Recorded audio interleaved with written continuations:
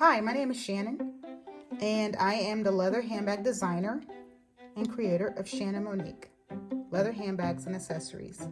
I use a bone folding technique to do most of my turned edges, as you can see here. These bone folders here, okay, this is whalebone.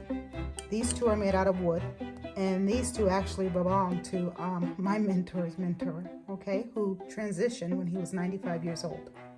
So these are very old tools that have been around for ages.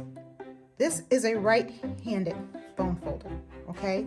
So I'll show you what this does.